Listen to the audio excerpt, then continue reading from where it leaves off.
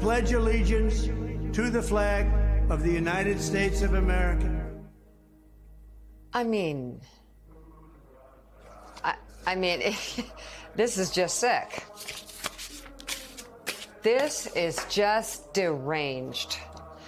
Former President Trump's rally in Waco, Texas over the weekend, where he and the crowd held hands, no, this isn't a cult, to their hearts for a song called Justice for All. It's a version of the Star-Spangled Banner sung by the January 6th Choir, who are a group of men that are in prison for their role in the attack on the Capitol. And it's okay to say that is freaking deranged. That is cult. That is the like of a cult. That is a cult. And now some top Republicans are thinking, maybe that wasn't a good idea. Like, maybe that's creepy. They're breaking with the former president over his decision to play that video. I still can't. They had their hands to their hearts, all of these people, and Donald Trump.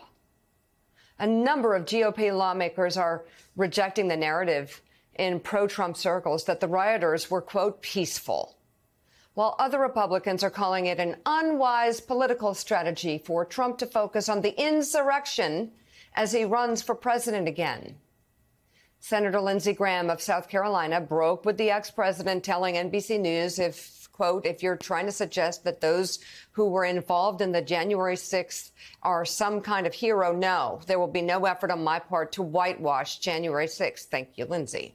Senate Minority Whip John Thune referred to his own past comments condemning the January 6th violence and questioned Trump's decision to keep focusing on that day. The South Dakota Republican told NBC News, quote, it's living in the past. I think more people want to hear about things you're going to do in the future, better and brighter for them, how to make it better and brighter for them. Texas Senator John Cornyn, who previously held the number 2 spot in the Senate Republican leadership, told NBC News, quote, people who violated the law should be prosecuted, and they have been. And here's more reaction from Republicans NBC News caught up with on Capitol Hill. I've not seen this, so I don't know exactly what you're talking about, but the edge of the cliff is pushed up here in politics quite often, and really, you know, we've got a huge division up here. We got to watch what we're doing. We really do. That is an interesting approach. I would encourage him to be forward-looking instead of looking backwards. I think people are ready to have a very forward-looking campaign and talk about issues looking forward instead of replowing old ground. Over the last week, you know, it was divisive and destructive for our country. And going into 2024, things I'm not for paying off porn stars for any reason. I'm not for the drama and the BS that our party is going through, because I want to win in 2024.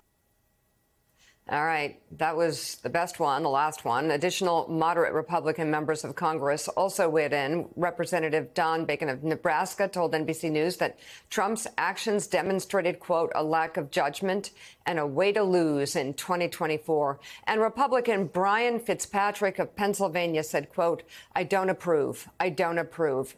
I think they're finally getting it, Claire McCaskill, that this doesn't scale. Like this man getting on stage and poisoning minds of people who have come to see him. It is, I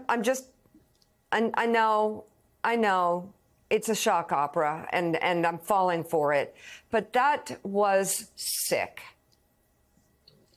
Well, I'm not sure I'm ready to pin a medal on any of the lapels of those Republicans at this point. You know, I like to go back and quote what Lindsey Graham said during the 2016 campaign. He said that if we elect Donald Trump, it will destroy the Republican Party and we will deserve it. Something to that effect. I think that they still haven't realized the damage that this guy is doing on a daily basis. And give me a break. These Republicans in the House that are saying this is not the right thing to do.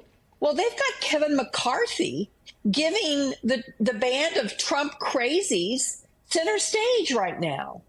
They're paying for expeditions to jails to look at these poor criminals' living conditions. Which, by the way, when they went to the jail in Washington, D.C., they found out they were being treated much better than others that were being held at that particular prison.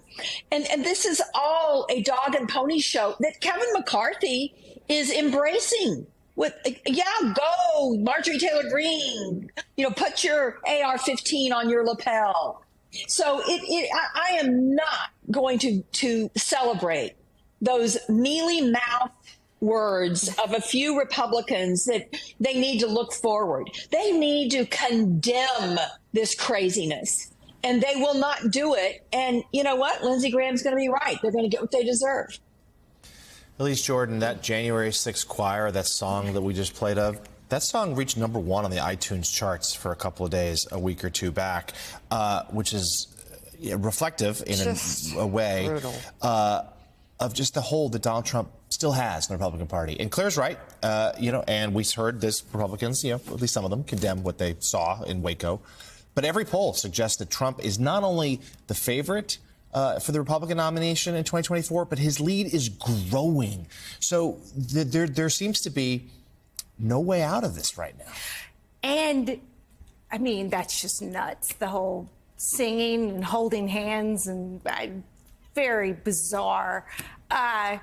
You look at how far, though, Donald Trump has gotten some of his supporters to go, and the devotion, and how he has rewritten the narrative of a violent insurrection where people stormed the Capitol.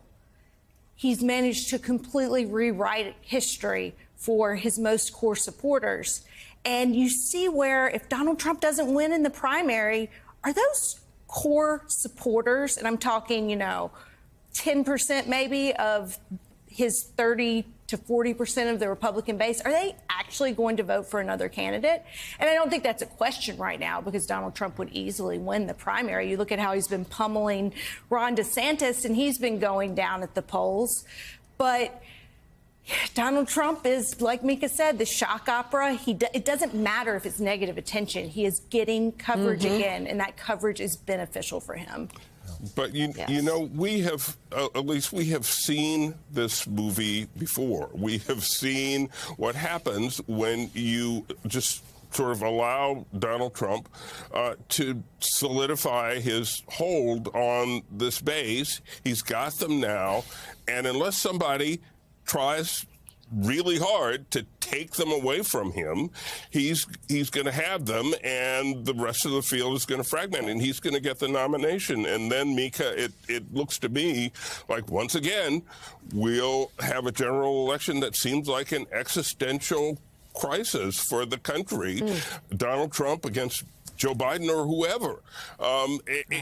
That's where we will be. And in that case, we can only hope that Lindsey Graham's prediction is right, that Donald Trump will have destroyed the Republican Party, and maybe a new Republican Party can arise from the ashes, one that is a responsible, conservative party, which would be a good thing to have in this country. We don't have it now. We can only hope.